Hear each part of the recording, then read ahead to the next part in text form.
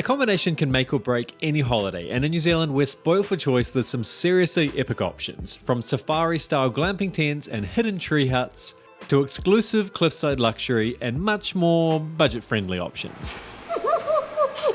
And if our inbox is anything to go by, then a lot of you like finding interesting places to stay for your trips too. So we've put our heads together to come up with our 10 favourite and unique accommodation options around New Zealand to share. The good, the unique, and also some bad of each place as well. It's on my forehead.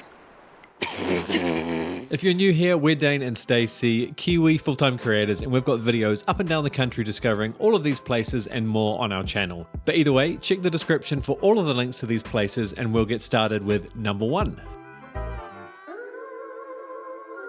Watercliff is a luxury eco-retreat on the banks of the Amanawa River, the kind of place where cell service is low and you can switch off in some luxurious, peaceful bliss. It was special. It was stunning. The location and river is what makes this place unique. There were moments where it felt like we were on the set of Jurassic Park, but it's still so well connected to Tauranga and Mount Maunganui for trips and beach swims.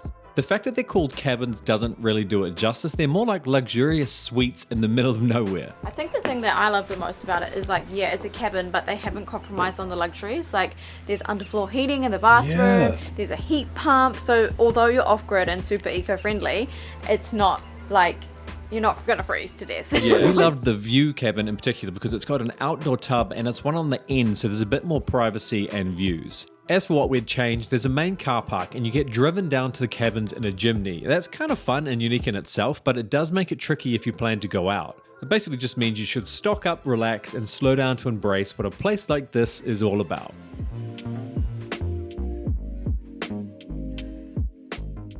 On the wild west coast of New Zealand is possibly the most recommended accommodation we've ever had, Rainforest Retreat in the alpine town of Franz Josef. This is a beautiful part of the country with glaciers just minutes away. The glacier!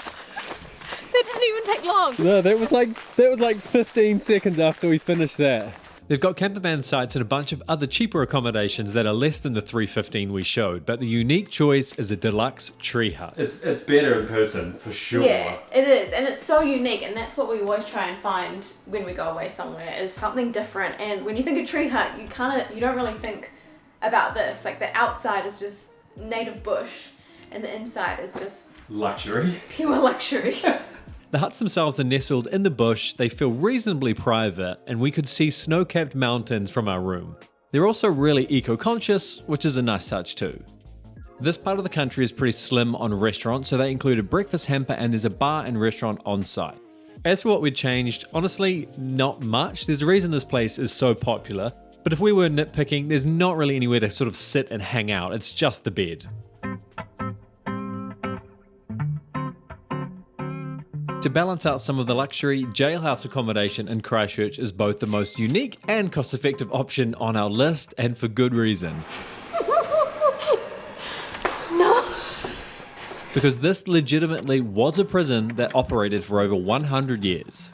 We loved how much history there was from its years as a jail, a women's prison, and even a military camp. It's almost museum-like in some areas.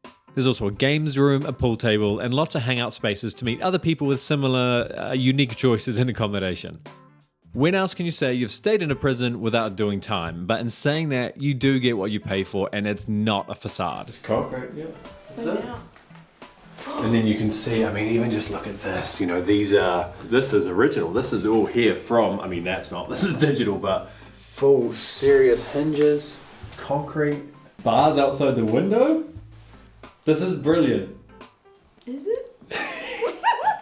As for what we'd changed, the kitchen was a nice bonus, but it was an absolute shocker. No biggie, except for this really isn't the best location in Christchurch either to go kind of dine out anywhere.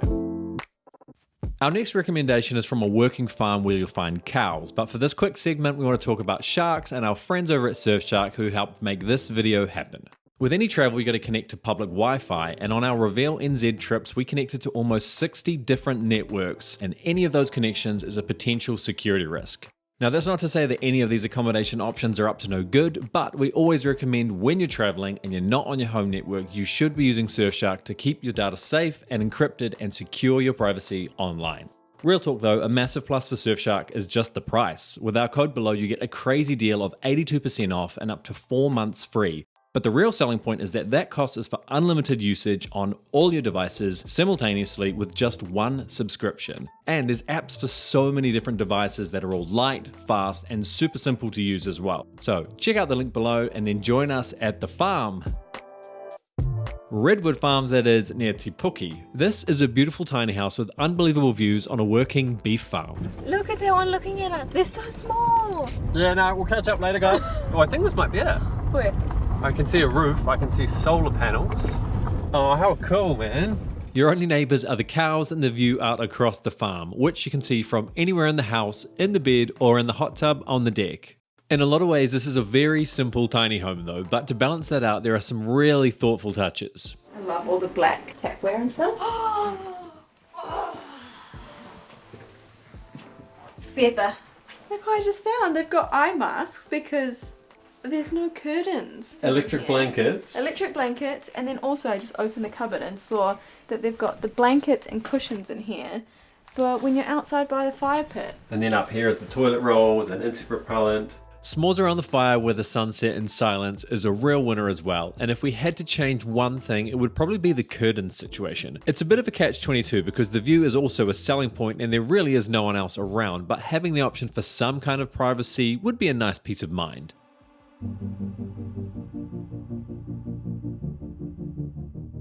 From the farm to the bay, this view might be more up your alley if you've got some cash to spend on your getaway. You just can't beat those room views. I wish that we could wake up and have coffee there every single day. That would be the dream. This is Bay of Many Coves. It's hidden away between the bush and the sea in the heart of the Marlborough Sounds and a short boat ride from Picton. We think this is the best luxury accommodation, service, location, and probably just overall experience that we have had. So if you're thinking about somewhere that you can get that end-to-end hosting, this is definitely the place. Bay of Many Coves is one of New Zealand's most luxurious stays, so there's obviously a lot to love here. There's only 11 apartments, so it never feels busy. It's right on the doorstep of the Queen Charlotte Track, one of the most well-known hikes or walks in the country. The food on site is unbelievably good as well.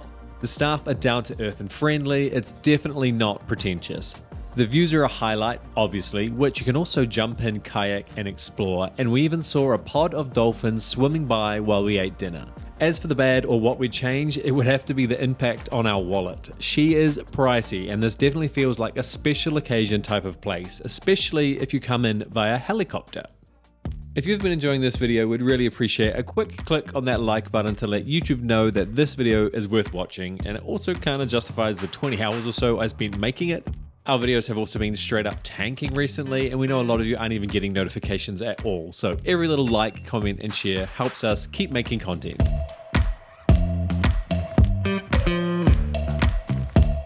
Wow. Wow, wow, wow. Wow, wow, wow, wow, wow. I don't know which direction to go in. It's all amazing. Ooh.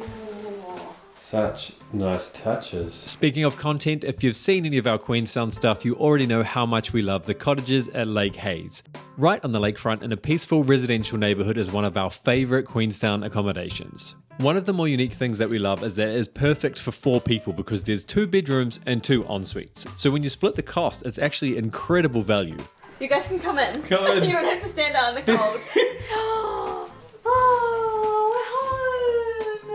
Oh, I love this place. Oh, it's so nice to be back, eh? The cottages are in a great spot between Arrowtown and Queenstown, close to a handful of great vineyards like Amersfield and Akarua, which we think is actually now called Mora. The Pinot Pit is a great place to hang out, the owners are super lovely, and there's a walking track around the lake as well.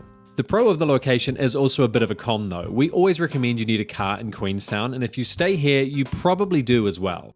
And saying that, we've had a few drunken nights out, and the Uber into town is about $35.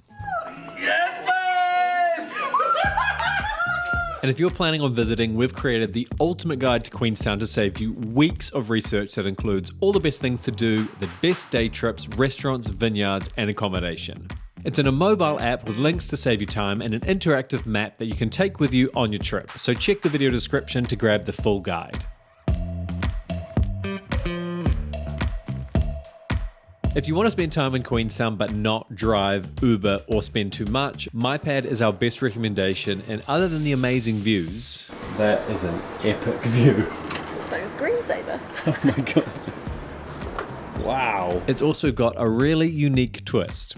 This is a high-tech smart hotel that lets you control most things from your phone, including contactless check-in and room entry, the first of its kind in New Zealand. Even though it's a smart hotel, there is a reception there and like a bit of a common area and everything. But once you're in, literally everything is available on an app. You can control lighting and so much more, all from the app. Oh! How cool is that? Wait, I'm going to change it again. What would you like? What colour would you like? Yellow or something? Yellow. Man, that is brilliant. But this is really about the terrace, the price, the value for money, and the walkability into town. In terms of negatives, the rooms are really small, and finding on-street parking in Queenstown for any real length of time is always a bit of a pain in the ass. Parking won't be a problem at our next recommendation at Orchard Valley near Waitomo. A super unique, bespoke safari glamping tent from South Africa. There is nothing but kiwi fruit orchards around and a few cows on the way in. Plenty of cows have to go over the little like. There's hills all around it.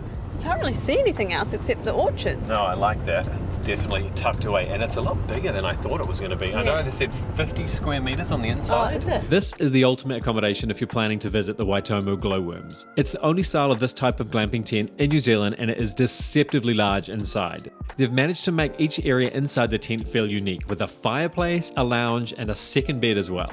There's also a separate bathroom, kitchen area, and dining as well, with all sorts of treats. Oh my gosh, these are the biggest marshmallows.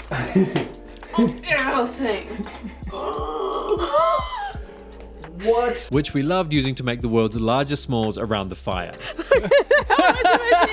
There's also ducks you can feed, beautiful views from the bed with a coffee in the morning, and it was so nice to have epic accommodation for a glowworms weekend. If we had to pick some downsides, it would more be about the things to keep in mind when it comes to this kind of glamping.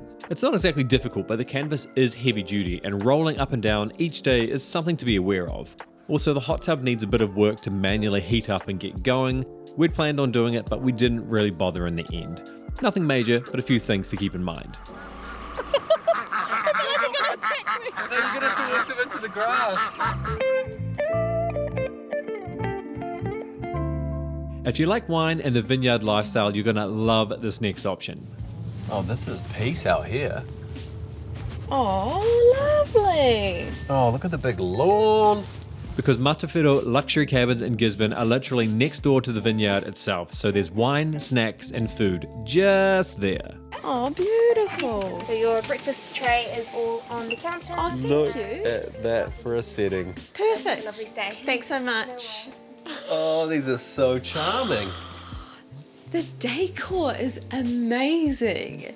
It looks like that ply, but it's beautifully finished, and all the details, look at that. A lot of these kind of accommodation options don't have amenities nearby, but that's obviously not a problem here at all. The cabins are beautiful and so stylish inside, and you also have a nice private deck to kick back for some sunset drinks overlooking the vines. In saying that, there's 3 or 4 cabins next to each other and the vineyard, so they're not exactly the most private. Outside of working hours that changes though, and the cabins are staggered, so you're not exactly looking into each other's rooms, but it's something to note.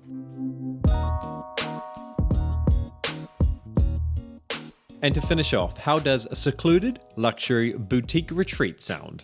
2 hours south of Nelson, near Murchison, is Maruia River Retreat. They're all about well-being, nature, and locally sourced food in amazing luxury accommodation. One of the unique elements of staying here is the shared experience. They do hold various classes and sessions if you're into yoga, meditation, and sound healing, but whether you join those or not, they encourage shared dining. So guests will meet at a set time in the lounge and bar area for drinks and chats before the meal. Then go through to the dining room at the same time, often leading to tables joining together and conversations across the room. Worth noting, the food there is exceptional as well.